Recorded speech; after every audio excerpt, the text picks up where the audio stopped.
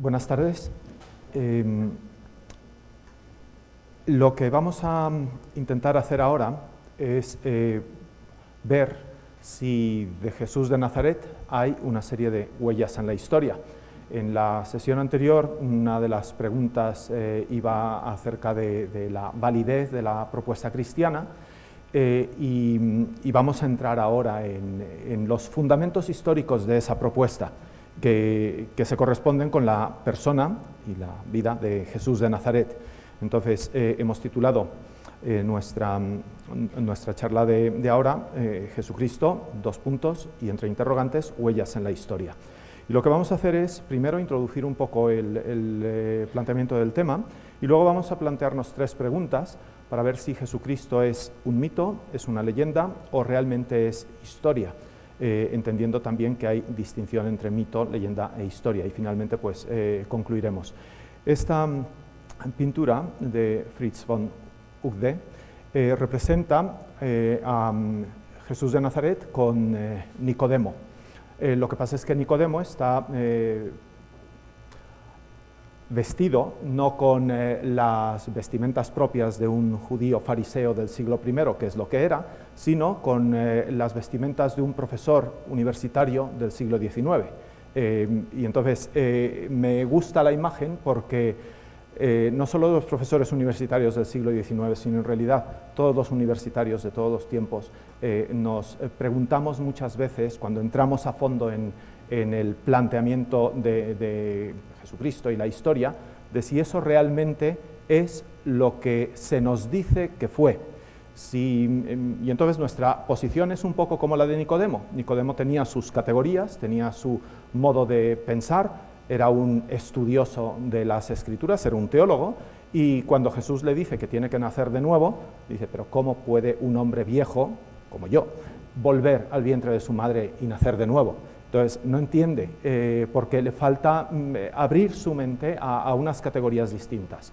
Y eso es lo que nos puede pasar a nosotros, hombres, mujeres del siglo XX, algunos del XXI, vosotros, y podemos tener una serie de imágenes, ideas, prejuicios, preconcepciones que impiden que captemos toda la profundidad de lo que significa el hecho cristiano.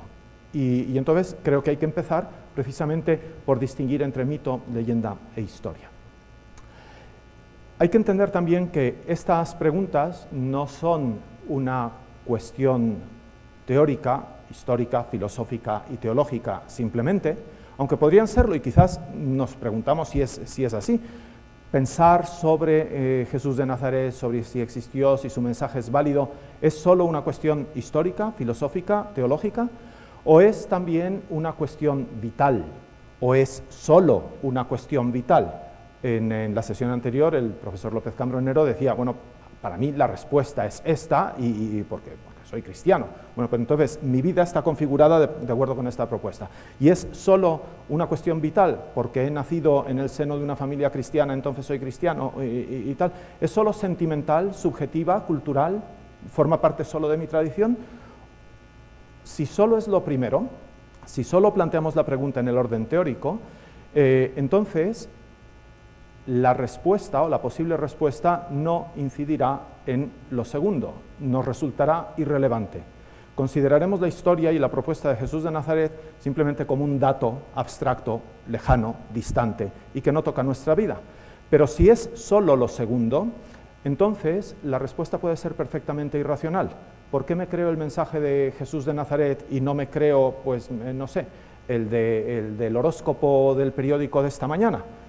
Si es solo por lo que yo siento en el momento, ¿qué más peso tiene respecto del mensaje del horóscopo que respecto del mensaje de Jesús? Entonces sería una respuesta puramente irracional. Por eso me parece que necesitamos afrontar la respuesta y la pregunta en los dos planos, en el plano teórico, racional, y en el plano práctico, vital. El profesor López Cambronero ha estado hablando del sentido de la vida, del sentido de la propia existencia, y es verdad que todos nosotros queremos ser felices, que deseamos superar el mal, no nos gusta sufrir, nos da miedo la muerte, y entonces queremos superar todo eso. Y justo por eso, justo por esa razón, Jesús de Nazaret, Jesucristo, no nos resulta indiferente. De algún modo, su existencia va vinculada al sentido de nuestra existencia. Por eso, Él nos interpela y toca en lo más profundo de nuestro ser. Nosotros buscamos lo que técnicamente llamamos salvación, que es la superación del mal, del dolor y de la muerte. Pero, ¿qué pasaría si la salvación viniera a buscarnos? Nosotros, los seres humanos, desde el principio, desde Atapuerca y antes, estamos intentando superar el mal, el dolor y la muerte. Y eso lo llamamos salvación, buscamos la salvación. O si queremos, buscamos la felicidad. Pero, ¿y si la salvación o si la felicidad viniera a buscarnos a nosotros? Nosotros buscamos el sentido de la existencia, pero ¿y si el sentido de la existencia viniera a buscarnos a nosotros? Si el Todopoderoso pudiera decirnos, quiero que existas siempre. Marcel, un filósofo francés de hace unos 100 años, decía precisamente sobre esto, que esto es como la definición del amor. Decía, amar es decirle a alguien, quiero que exista siempre. Yo se lo puedo decir a mi mujer, se lo puedo decir a mis hijos, se lo puedo decir a mis amigos, quiero que exista siempre. No sé, los que tenéis novio o novia para el día de San Valentín, es una buena frase, ¿no? Quiero que exista siempre, allí con las rosas y tal, y es muy bonito. Éxito asegurado. Pero una cosa es decirlo y desearlo, quererlo con sinceridad, quiero que exista siempre, y otra cosa es conseguirlo. Porque por mucho que yo se lo diga a mi mujer, o por mucho que se lo diga a mis hijos, yo sé que tienen fecha de caducidad. La tienen, y la tengo yo. Entonces, por mucho que yo quiera que ellos existan siempre, yo no puedo conseguir que existan siempre. Ya me gustaría, pero no puedo. Pero si el que es todopoderoso, el que todo lo puede, nos dijera en un momento determinado, Juan, Pedro, Luisa, María, quiero que existas siempre. Claro, si es todopoderoso y lo quiere de verdad, entonces yo podría existir siempre. Bueno, eso es lo que de alguna forma plantea la propuesta cristiana, que Jesucristo viene a decirnos eso. La imagen esta de la creación de Adán, a veces la miramos muy poco y nos fijamos mucho en Adán y nos fijamos algo menos, pero también bastante en Dios. Pero si os dais cuenta, Dios está envuelto en una especie de manto como un cerebro y dentro de ese manto está rodeado por ángeles y está abrazando a una mujer que mira el rostro de Adán. Esa mujer es Eva, que está en la mente de Dios todavía. Entonces, pero Dios nos está hablando en el momento de la creación, nos está diciendo, quiero que exista siempre. Nos crea para existir siempre. Y crea a Adán y crea a Eva, y está pensando en Adán en relación con Eva y en Eva en relación con Adán. Precisamente porque es una creación en el amor y para el amor. Pero el amor pide eternidad. Entonces, si el Todopoderoso nos dijera, quiero que exista siempre, pues quizás podría conseguir que efectivamente existiéramos siempre. Por eso nos enfrentamos ahora, en esta sesión, no a una cuestión teológica, ni siquiera a una cuestión filosófica, sino a una cuestión histórica. Hay un hecho histórico singular en la historia de los hombres. Un hecho que ha ocurrido solo una vez y no más. Y es que alguien, un ser humano concreto, ha pretendido decirnos eso y hacer eso. Jesús de Nazaret se ha presentado ante nosotros como el sentido que busca al hombre, que da el título a nuestro seminario. Entonces, hubo un momento en la historia de los seres humanos que vino alguien por aquí, un ser humano como nosotros, que nos dijo, yo soy el Dios que hizo el mundo. Yo te digo a ti, quiero que existas siempre. Te voy a enseñar el camino. Claro, ante esta pretensión, pues podemos preguntarnos, no podemos pensar, está loco, eso no puede ser. Precisamente porque es una única vez que esto ha ocurrido, pues es un hecho singular. Todos los hechos en la historia son singulares. Napoleón Bonaparte, afortunadamente, solo hay uno, ¿vale? Solo hubo uno y no tuvimos que sufrir ninguno más, ¿vale? Tenemos que sufrir de otras cosas, pero a Napoleón ya no le sufrimos. Entonces, pero generales que hayan intentado conquistar el mundo y lo han asolado con guerras, pues mirad, o sea, desde la prehistoria hasta nuestros días, está llena la historia, ¿vale? Ahora, personas que hayan venido por aquí y hayan dicho, yo soy el Dios que hizo el mundo. Hombre, hay algunos, pero están en los manicomios o a punto de entrar, ¿vale? Que hayan tenido pretensión de veracidad y eso, solo uno.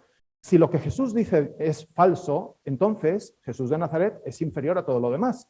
Si está loco, pues es inferior a todo lo demás. ¿A todo lo demás en qué? En el mundo de las religiones. Mahoma no está loco. Buda no está loco. ¿Sí? Pero ni Buda ni Mahoma dicen, yo soy Dios. Mahoma dice, no, yo conocí a Dios, Dios me dio un mensaje, yo lo transmito y ya está.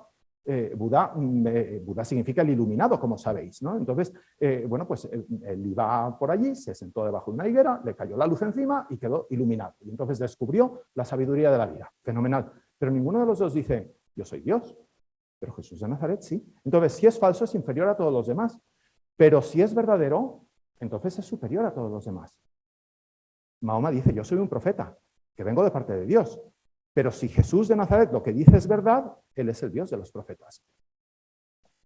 Por eso, lo que Jesús dice nos interpela y no responder es ya responder. Por eso ante Jesús hay que tomar partido.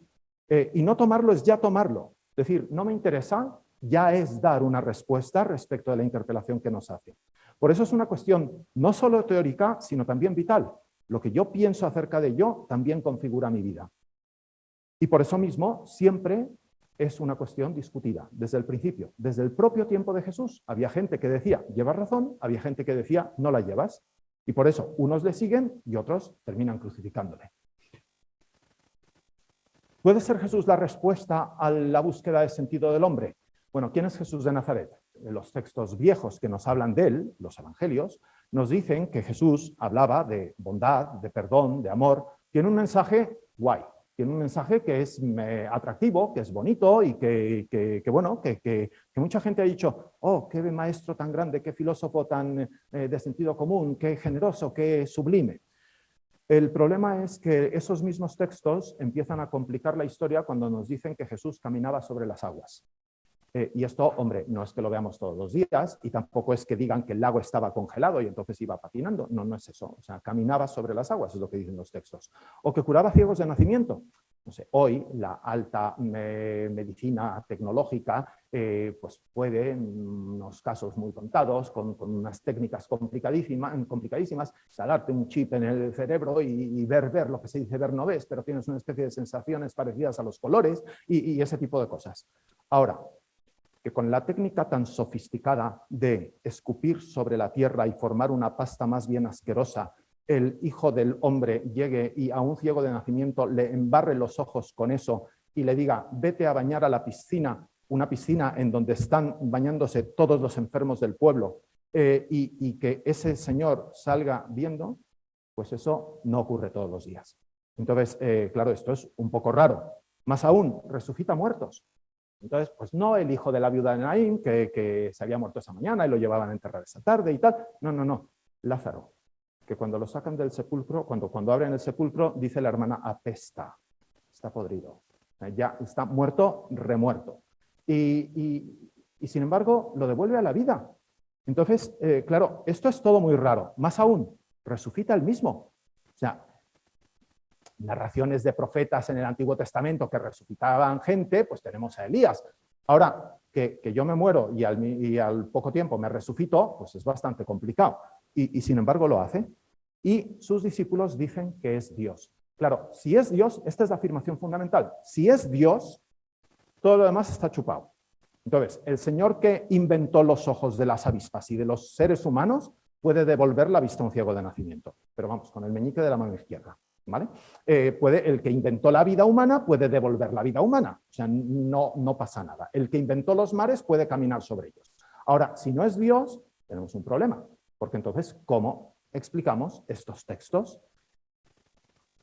Bueno, pues desde el principio, o sea, no desde hace 50 años, ni 20, ni 200, sino desde el principio, ha habido personas que al leer estos textos o escuchar a los cristianos hablar de estas cosas han dicho, no puede ser. Es demasiado bonito para ser real. Ojalá de vez en cuando viniera pues alguien, ¿no? Del cielo o de algún planeta y no sé, multiplicara panes y peces y acabara con el hambre en el mundo. Curara enfermos y acabara con el problema del cáncer y este tipo de cosas. Pero eso no ocurre. Eso ocurre en las novelas, en la literatura, en los sueños, pero en la realidad no ocurre. Entonces, como no puede ser real, vamos a demostrar que esto no es real. Y entonces se han elaborado una serie de hipótesis para demostrar que ese hecho histórico no es real.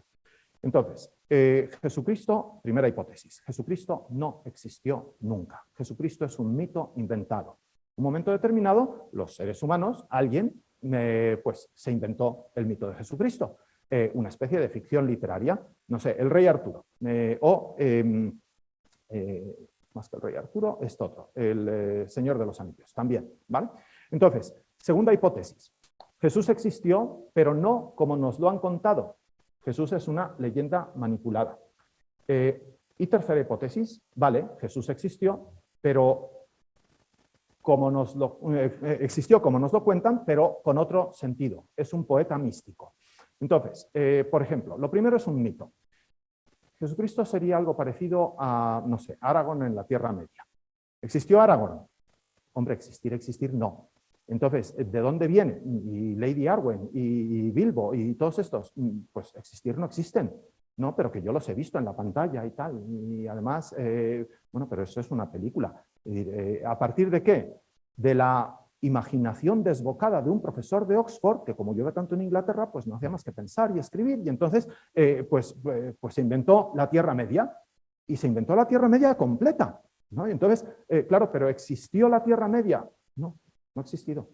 Entonces, y entonces el actor que vemos nosotros, pues es eso, un actor. Y Peter Jackson, un director, y Hobbiton está en Australia, no en Nueva Zelanda y tal. Y entonces, pues bueno, pero no es lo real, ¿sí? Bueno, pues Jesús de Nazaret sería así. Alguien se inventó que había uno que decía que era hijo de Dios, que vino por aquí, que hacía milagros, que resucitaba, que todo eso. Y ya está. ¿Y existió? No. Cuando los hombres se ponen a probar esta hipótesis, de pronto se encuentran con que la historia les aporta datos, hechos, vestigios, huellas, restos de la existencia de Jesús de Nazaret. Y entonces por eso tienen que cambiar la hipótesis y decir, bueno, vale, existió, pero no como nos lo cuentan los textos antiguos, sino de otro modo. Por ejemplo, el rey Arturo. ¿El rey Arturo existió? Hombre, así como rey Arturo, no. ¿Y la mesa redonda? Pues hombre, así como mesa redonda tampoco. ¿Y Camelot? Pues así como Camelot tampoco. Ahora, si uno va a la literatura medieval y encuentra esa de las cruzadas y tal, encuentra que allí se va formando una leyenda que tiene, si uno empieza a estudiarla más a fondo y echa para atrás, encuentra que tiene su origen en la Historia Gentis Anglorum de Beda el Venerable, un escritor de la primera parte de la Edad Media, que hace una historia de los ingleses, y entonces allí habla de los romanos que están allí en Britania y que se van separando de Britania, van abandonando Britania, y entonces vienen los pictos y los bárbaros a invadirlo, y entonces piden ayuda a los romanos, y los romanos vienen y ayudan un poco y tal, y entonces hay un general y un fuerte y tal, y eso parece que es el origen del rey Arturo. Claro, no es general romano, eran unas legiones. ¿Tiene algo que ver con Ginebra, con Lancelote, con la espada en la piedra y eso? No tiene nada que ver. Todo eso es leyenda, pero sobre una remotísima base histórica que es completamente distinta. ¿Quién fue Jesús de Nazaret? Un rabino judío, como muchos de su época, que enseñaba, tenía sus discípulos, y algo debió haberle salido mal, lo mataron las autoridades, y sus discípulos se inventaron luego que hacía milagros, que resucitaba y que era Dios y todo eso. Entonces, sus discípulos se inventan sobre la base del maestro muerto, pues una leyenda. Y entonces, de nuevo, cuando los historiadores y los críticos van a demostrar esto, dicen, uy, pero esto tampoco se sostiene, porque los textos para este tipo de creaciones legendarias necesitan un tiempo que en 20 años no se da. Entonces, pues venga, vamos a la tercera hipótesis. Y la tercera hipótesis es, bueno, vale, los textos nos dicen lo que hizo y dijo Jesús de Nazaret, sobre todo esa afirmación de yo soy Dios, pero Jesús era un poeta místico. En realidad no estaba diciendo que era Dios.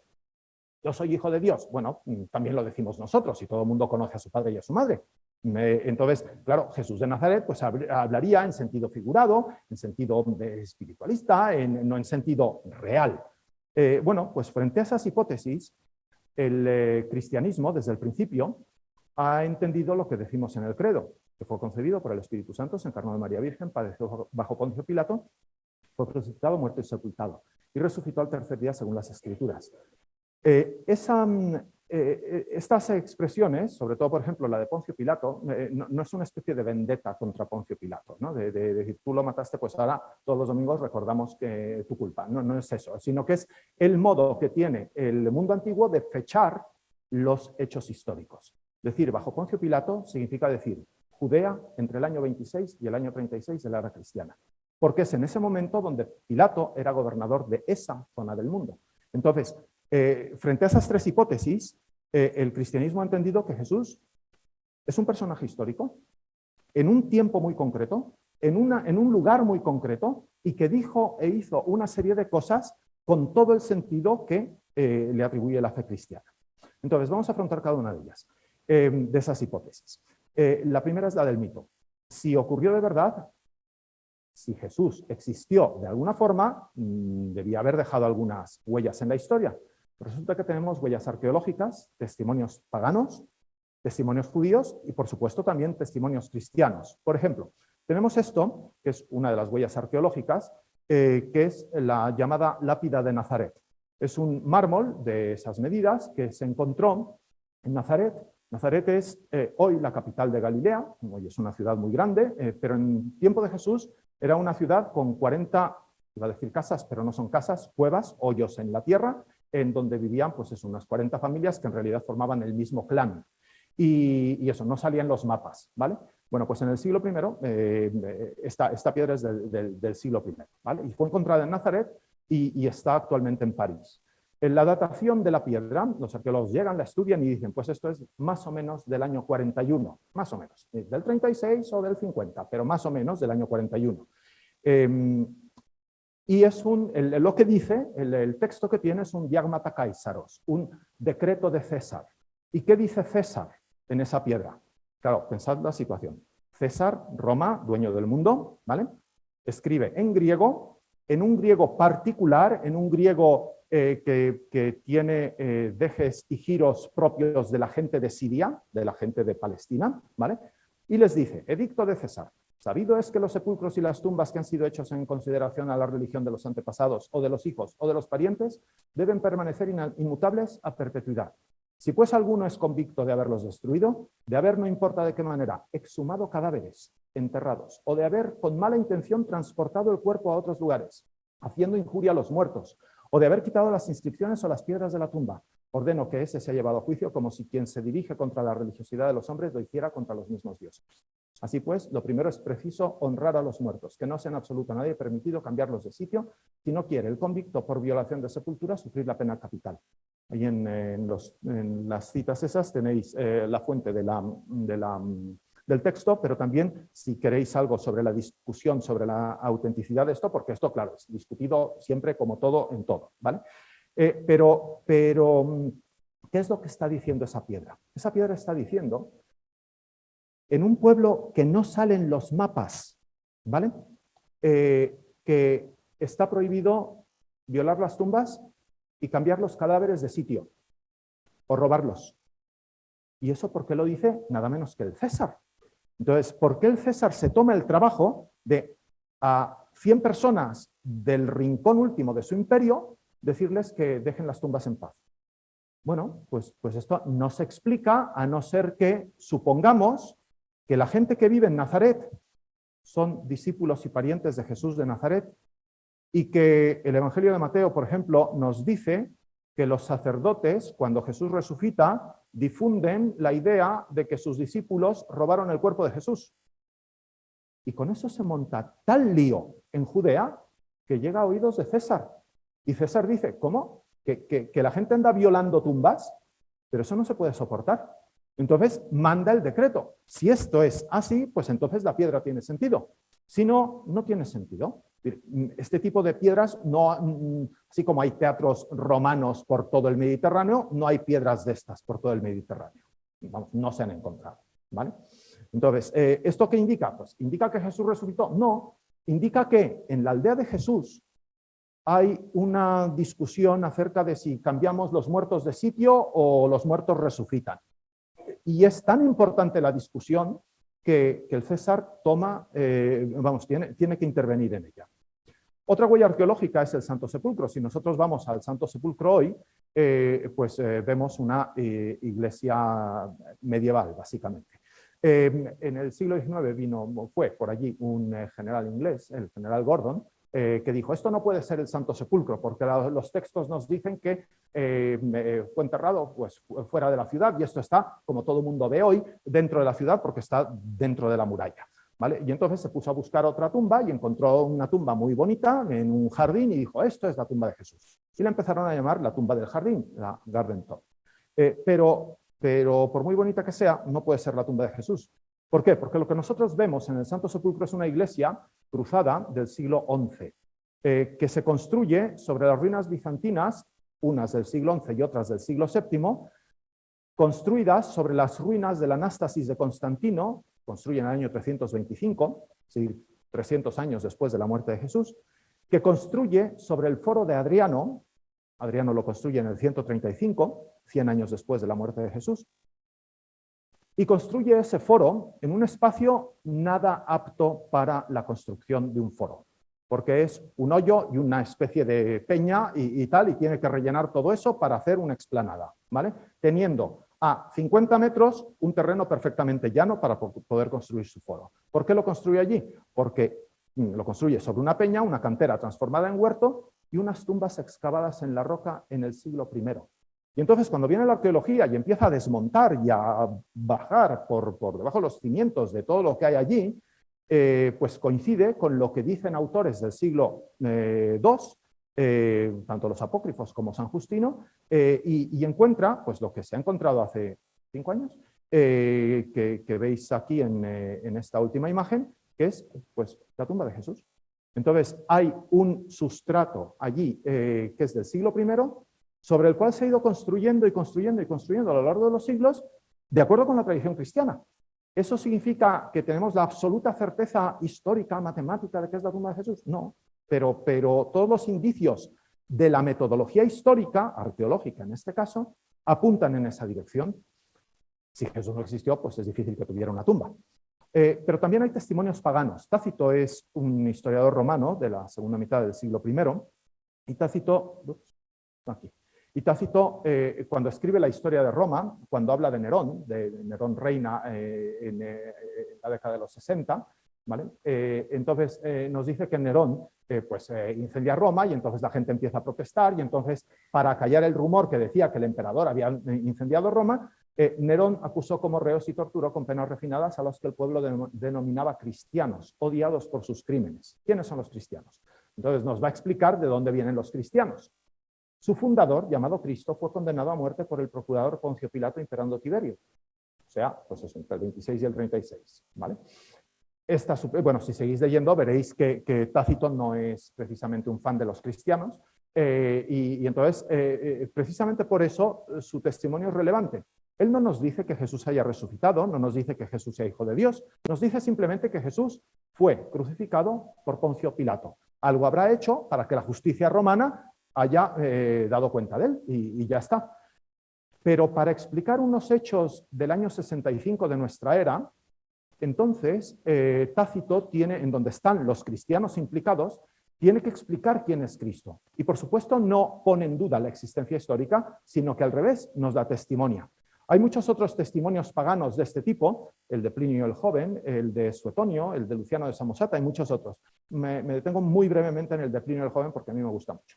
Me parece muy curioso. Plinio el Joven es un militar, humanista, político, también de la segunda mitad del siglo I, inicios del siglo II. Es amigo de Trajano, el emperador, y el emperador lo manda de gobernador a Bitinia, lo que hoy es Turquía, la parte norte de Turquía, pero no la europea, sino la asiática. Entonces, llega allí y se encuentra con que había una ley del emperador anterior, de Domiciano, que decía que había que exterminar a los cristianos. Cristiani non sint, que no haya cristianos en el mundo. Y entonces pues es humanista y tal, y dice, pero ¿qué han hecho? ¿Por qué? Porque hay que matarlos, porque la ley no decía más que eso, más que hay que acabar con ellos, ¿vale? Y entonces él dice, bueno, pues vamos a mandar a los espías a que investiguen quiénes son los cristianos y qué hacen. Y entonces manda a sus espías y hace un informe y se lo manda a Trajano y le dice, mira, yo Además, recibo muchas denuncias anónimas del tipo petitus est Christianus, ¿no? Y entonces, claro, y según la ley vigente tengo que matarlo, pero no sé por qué. Entonces, lo que he hecho es una investigación y he sacado en claro lo siguiente. Los cristianos son una panda bastante rara que se reúnen los días del sol, el domingo, antes de la salida del sol, en una casa, para cantar himnos a Cristo como si fuera Dios. Y luego juran que no van a cometer adulterio, que no van a mentir, que no van a matar, se dan un beso, comen una comida inocente, es decir, no cruenta, no es una comida vegetariana, ¿vale? Y luego se despiden y se van a su casa.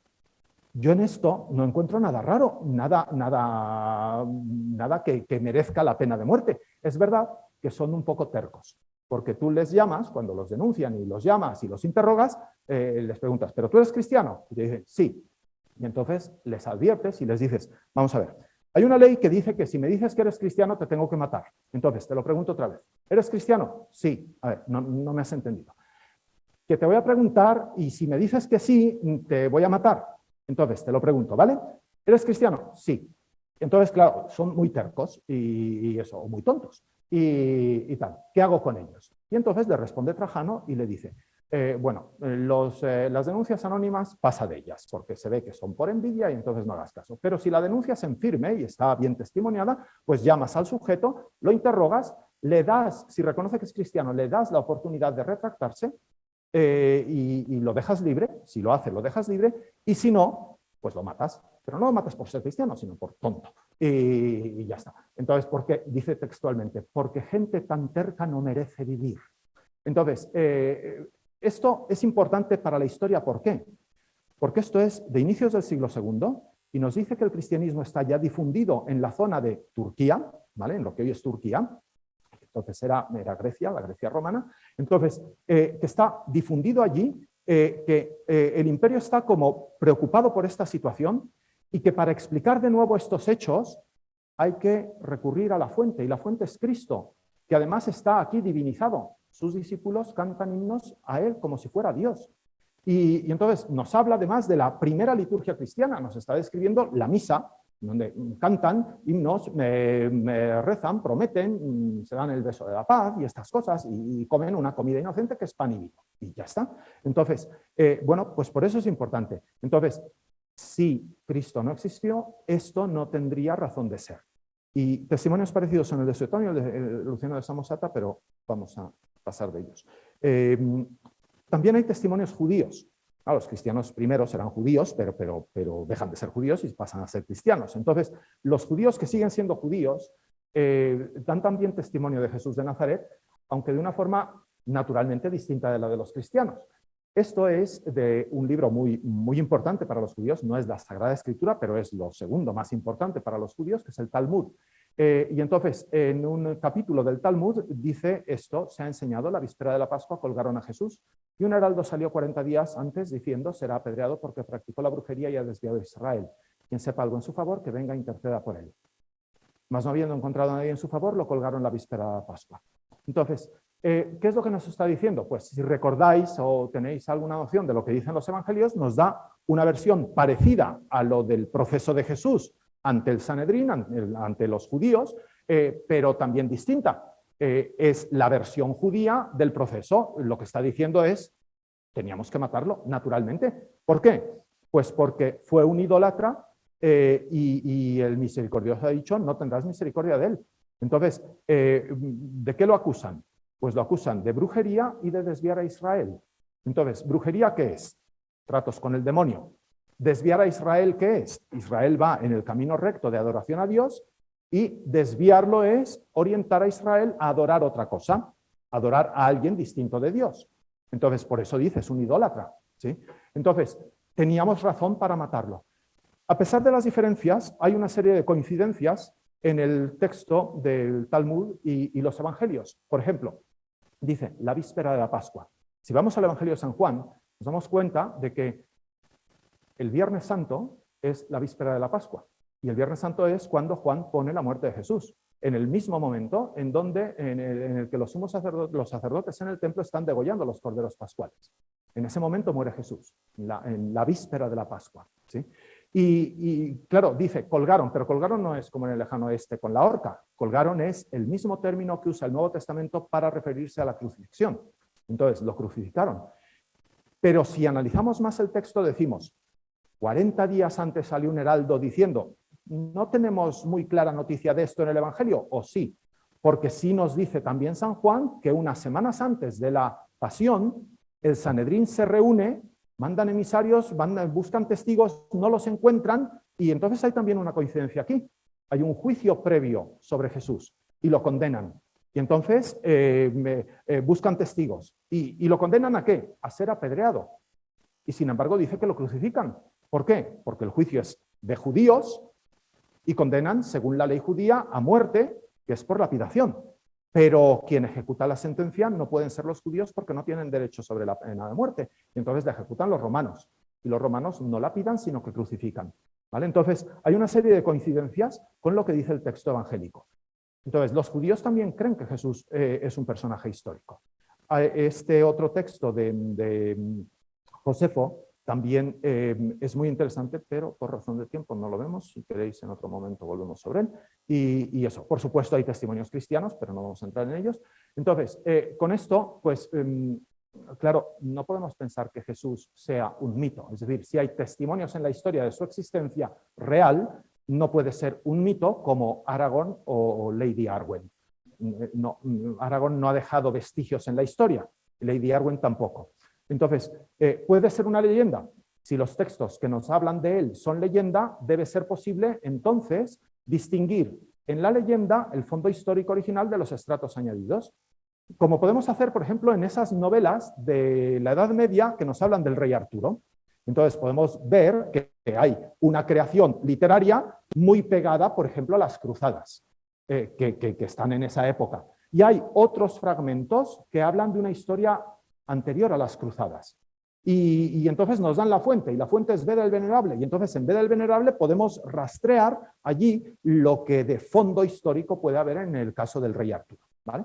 Entonces, lo que hay que hacer es, por tanto, una crítica textual, ver cuáles son los documentos más antiguos que tenemos, ver qué dicen, comparar con el contexto, descubrir niveles de redacción, distinguir los géneros literarios, no es lo mismo una noticia que una columna de opinión, analizar los términos utilizados y sus sentidos. ¿Qué conservamos del mundo antiguo? Del mundo antiguo, de todo lo que se escribe en el mundo antiguo, no conservamos originales de nada. Conservamos, en el mejor de los casos, citas, traducciones, índices, referencias, antologías y copias de copias de copias de copias de copias. Entonces, no tenemos realmente los originales de nada. Por ejemplo, el de arriba es Homero y el de abajo Platón.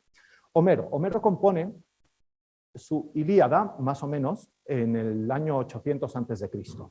Las copias más antiguas que tenemos de Homero, que son versos sueltos, típica vasija rota de los griegos, ¿no? Con el dibujo de Patroclo y Aquiles y tal, y allí llorando el cadáver y diciendo, oh, Patroclo, ¿cuánto te quería? Y eso, pues los versitos sueltos, ¿vale? Más antiguos que tenemos son del año 400 a.C. Es decir, entre Homero y los versos más antiguos que tenemos de él hay 400 años. Para encontrar el texto completo de la Ilíada tenemos que irnos al año 900 de la era cristiana, es decir, 1800 años respecto de Homero. Y copias antiguas de la Ilíada, antes de la aparición de la imprenta, tenemos 643 entre fragmentos y manuscritos. De Platón, Platón escribe sus diálogos en torno a partir del año 400, 397 a.C., y claro, las primeras copias que nosotros tenemos son también del año 900 después de Cristo, es decir, solo 1300 años. Copias antiguas de Platón antes de la aparición de la imprenta, 150 manuscritos. Todo el mundo cree y acepta como verdad histórica que Sócrates murió condenado por un tribunal de Atenas por la acusación de impiedad y de corrupción de menores. Y entonces que murió bebiéndose una copa de cicuta en la prisión de Atenas. ¿Y eso por qué lo sabemos? Porque nos lo cuenta Platón. Ah, y Platón lo vio. Bueno, ¿y tenemos el texto de Platón? No, no tenemos el texto de Platón.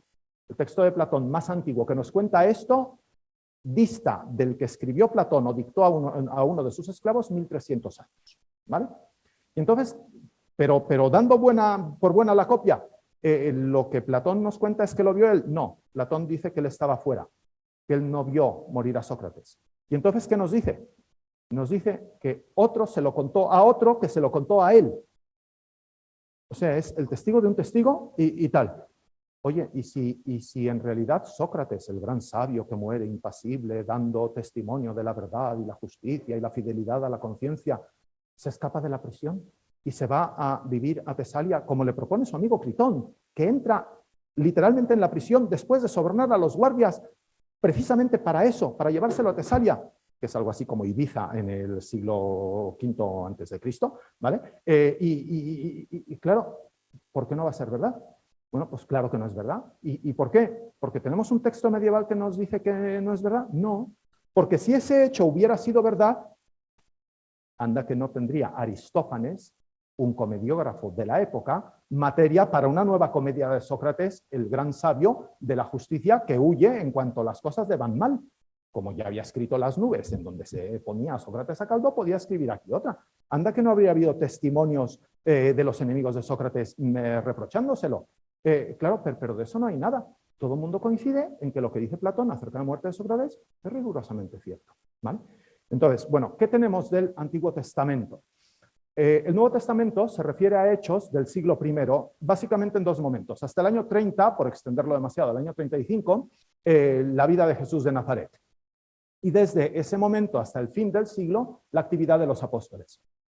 Por supuesto, un documento histórico, cuanto más próximo está a los hechos, en principio tiene mayor fiabilidad histórica. Entonces, si yo me voy hoy al Congreso y levanto el acta de lo que ha ocurrido hoy, ese documento tendrá un poco más fiabilidad histórica que si yo me escribo esa misma acta dentro de 20 años. ¿Ya? ¿Qué me habré acordado yo para entonces? ¿Vale? ¿Hemos perdido los originales? ¿Cuántas y de cuándo son las copias antiguas que tenemos? Bueno, tenemos 268 manuscritos completos del Nuevo Testamento que se escriben entre el siglo IV y el siglo X. La distancia máxima con la muerte de Jesús es de 970 años y la mínima 270. En la imagen superior tenéis el Códice Vaticano y en la inferior el Sinaítico. A mí me gusta mucho el Sinaítico porque tiene una historia muy particular que en otro momento igual os la cuento. Pero nuestras Biblias las sacamos de aquí. Vemos estos textos y entonces los traducimos y formamos nuestras Biblias. Claro, aquí está la historia de Jesús completa, como la conocemos, ¿vale? Ya en el año, antes de 300 años de la muerte de Jesús, ¿vale? Pero también tenemos 127 papiros que se escriben entre el siglo II y el siglo VIII. 88 de ellos se escriben antes del año 400. Entonces, a los 70 años de la muerte de Jesús, tenemos ya textos que nos hablan de su historia. Por ejemplo, estos tres, el papiro 66, el papiro 54 y el papiro 46, que son todos del siglo II, ¿vale? Entonces, con estos tres papiros tenemos el 90% del Nuevo Testamento completo. El 90%, hombre, completo, si veis, pues la esquina esta, pues está roída y entonces allí nos faltan una serie de palabras y de letras. Pero las demás que tenemos coinciden con el códice completo que tenemos de 200 años después, con lo cual podemos razonablemente suponer que lo que falta pues también coincidirá, ¿vale? Pero es que además tenemos 115 fragmentos que se escriben entre el año 50 y el año 100.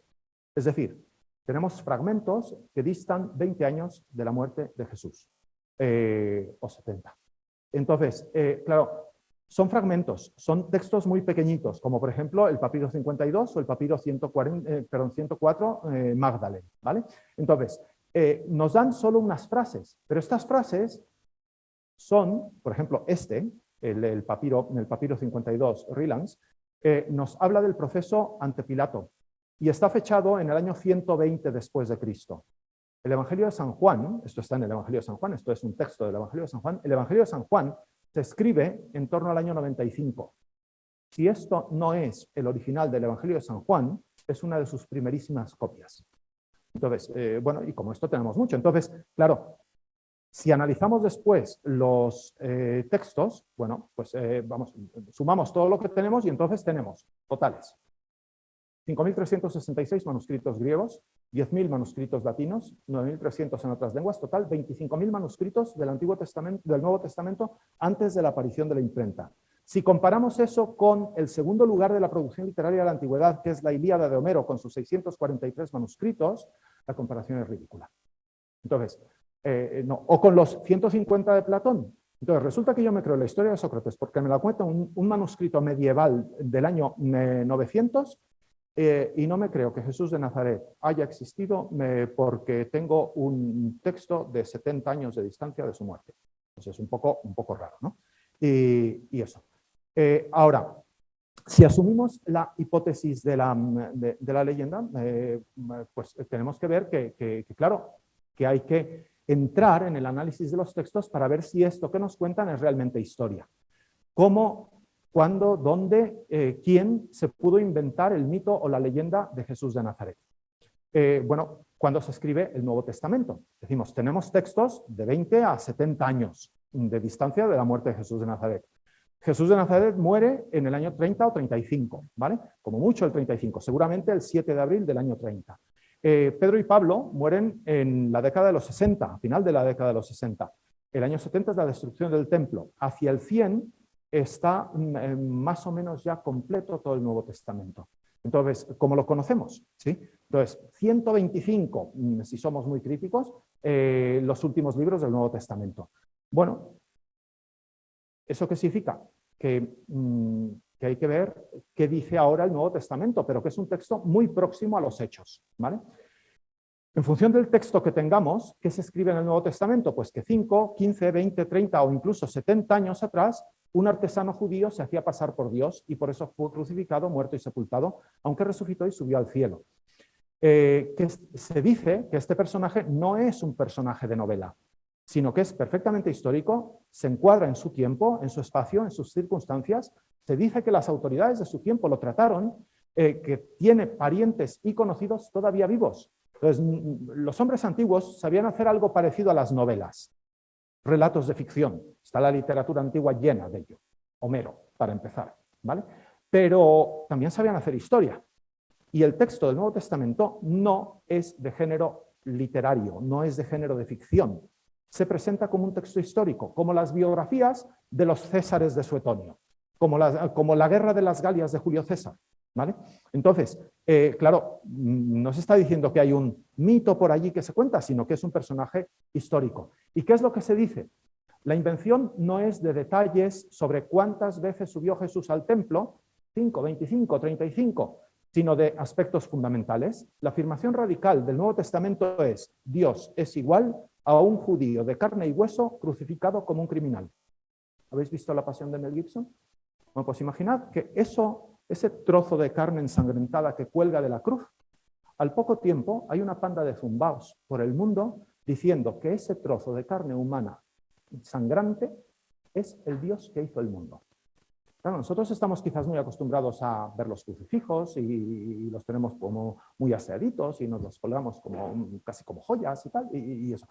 Pero en el siglo I, esto es escandaloso. O sea, ¿qué son los dioses? ¿Qué es Dios para ese mundo? Bueno, ¿pueden inventar los apóstoles esa leyenda? ¿Quiénes son los apóstoles? Los apóstoles son judíos temerosos de su religión. Algunos son radicales, fanáticos, gente ruda. Pablo es, por ejemplo, fariseo, con conocimientos de filosofía racionalista griega. Entonces, claro, ¿puede un judío inventarse esto? ¿Que un judío crucificado es igual a Dios?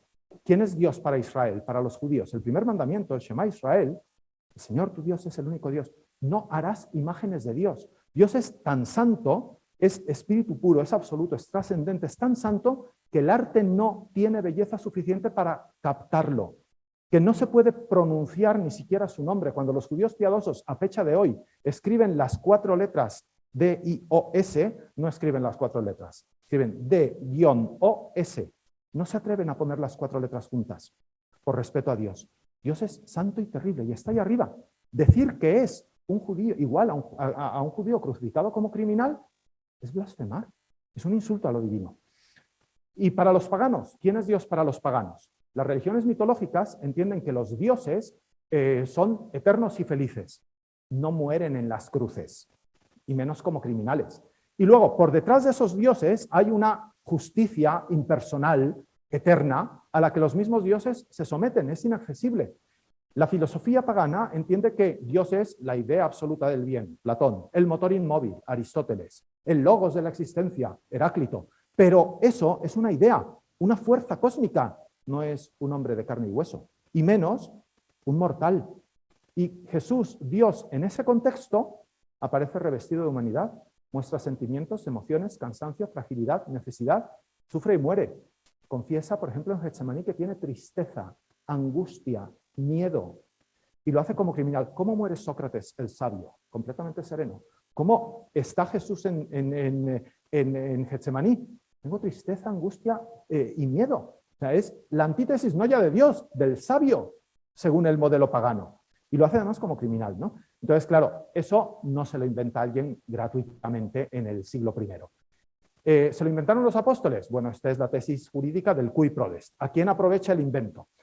El negocio de los apóstoles, ¿no? Entonces, un fraude siempre supone un móvil, una serie de ventajas y beneficios. Vamos a suponer que Pedro era pescador, el negocio de la pesca va mal, y entonces se junta con Juan, su socio, y dice, la pesca va mal, vamos a inventarnos una nueva religión, entonces pues luego fundamos el Vaticano y entonces pues ya cobramos entrada para los museos y todas esas cosas, ¿vale? Y así pues, bueno, ¿qué ganan los apóstoles con el invento? Estas son las ventajas prácticas que le siguen si se lo inventaron así. Excomunión, para empezar. Pero la excomunión en el siglo I en Israel no es como la excomunión hoy en Madrid. Hoy parece que es una medalla que te ponen, ¿no? Entonces, excomúlgueme, excomúlgueme. Bueno, pero en el siglo I la excomunión supone la marginación social. Tus padres reniegan de ti. Tus padres ya no te quieren ver. ¿Por qué? Porque es una sociedad que se junta precisamente por su fe religiosa. Si tú ya no formas parte de nuestra fe religiosa, no tienes nada que ver con nosotros. Es la marginación. Y a partir de allí, destierro, pobreza, persecución, prisión, apedreamiento, torturas, muerte, no precisamente placentera. Al que no lo crucifican boca abajo como a Pedro, le arrancan la piel a jirones como a Mateo, lo decapitan, lo fríen en aceite, lo rostizan como... Claro, entonces, pues no es no sé, un deporte demasiado placentero esto del invento de la nueva religión, ¿no? Y luego, por otra parte, los apóstoles, ¿cómo son según esta hipótesis de la leyenda, ¿no? Entonces, un fraude religioso, vamos a seguir en la hipótesis del fraude religioso, un fraude religioso, claro, finge la santidad, una santidad que no es real. Entonces, si yo inventara una secta y yo quisiera que todos creyeran que yo era un enviado de Dios, yo me portaría muy bien, o cuando menos lo aparentaría y diría, sí, yo soy muy bueno, muy santo y tal. Bueno, pues, ¿cómo aparecen los apóstoles en el Nuevo Testamento que escriben ellos? Esto es la santidad de Pedro. Y Pedro es el número 1 de la pandilla, ¿vale? Aparece como un renegado, cobarde, llorica, soberbio, altanero, pendenciero, envidioso, ruin, terco, presuntuoso, ambicioso, una joya. Y esto es Pablo, esto es el autorretrato de Pablo. Podemos decir, bueno, pero eso lo decía Marcos de Pedro, que le tenía envidia. Bueno, pero esto es lo que Pablo dice de sí mismo. Dice, yo soy fanático, cómplice de asesinato, orgulloso, acomplejado, impulsivo, torpe al hablar, lleno de prejuicios, violento, quisquilloso. Y a continuación, sed humildes como el Señor. Claro, no se están vendiendo a ellos, ¿vale? Esto lo vamos a pasar, lo vamos a pasar y lo vamos a pasar. Por tanto, el Nuevo Testamento nos presenta datos históricos ciertos. Entonces, encuadra la historia de Jesús en una historia real. Nos habla de Augusto, de Tiberio, de Herodes, de la gente de la época. Nos habla de los grupos sociales, los romanos, los judíos, los galileos, los lugares, los hechos históricos, las edificaciones concretas, los partidos políticos, nos describe el mundo real. Conclusión, Jesús no puede ser un mito. Los documentos históricos del paganismo testimonian la existencia histórica de Jesús de Nazaret. También lo hacen los documentos judíos, por supuesto también lo hacen los cristianos. Y la arqueología confirma culto cristiano en la segunda mitad del siglo I. ¿Vale? Además, el texto del Nuevo Testamento hay que entender que tiene fiabilidad histórica. ¿Qué es esto de la fiabilidad histórica? El Nuevo Testamento lo podemos tomar como una fuente para conocer la historia de Jesús de Nazaret. No en el sentido de que Jesús sea el Hijo de Dios, que esto no es una cuestión histórica, sino una cuestión teológica, religiosa, de fe. Esto no se analiza con la metodología histórica. Pero sí, en cuanto a que es un texto que testimonia con certeza el hecho de que a mediados del siglo I en Judea se afirma que Jesús de Nazaret se identifica con Dios, realiza cosas maravillosas, fue crucificado bajo Poncio Pilato y sus discípulos afirmaban su resurrección desde el principio. Por tanto, Jesús no puede ser una leyenda. La crítica del texto no permite suponer una yuxtaposición legendaria a la base histórica. La proximidad del texto a los hechos tampoco permite una deformación en lo sustancial. no lo hemos visto, pero si yo me inventara una leyenda, tendría que pasar mucho tiempo para que la gente que está destinada a creerse esa leyenda como historia haya perdido de vista el contexto histórico actual, ¿sí? Entonces, porque si no, me puede salir alguien que diga, no es así, ¿vale? No es histórica, por otra parte, la imagen de Jesús que nos dan los evangelios tardíos, los evangelios que se escriben después del siglo I, los evangelios llamados apócrifos, gnósticos o heréticos. De hecho, esos evangelios, esos textos, se basan en el Nuevo Testamento y no al revés, ¿sí? Entonces, vamos a ver. Dante, que escribe su comedia en el siglo XIV, se basa en Virgilio, que escribe su Eneida en el siglo I a.C., no al revés. Virgilio no se basa en Dante, ¿sí? Entonces, los textos posteriores se basan en los anteriores, por tanto, los evangelios apócrifos se basan en el Nuevo Testamento, no al revés. Por tanto, el Nuevo Testamento es el relato en realidad más próximo a los hechos, el más completo, el más fiable y la fuente de todo lo demás. Y por tanto, queda solo una posibilidad. Jesús es un personaje histórico real, vivió en Judea en el primer tercio del siglo I, y ahora nos queda entonces ver qué significa esto para nosotros. Que es o sea, si eso es así, si lo que dice tiene sentido, pues entonces habrá que analizarlo, lo que dice, ¿vale? Porque lo que dice es, desde luego, algo que dijo en la historia. Bueno, pues nada, muchísimas gracias por vuestra atención y que tengáis buenas noches.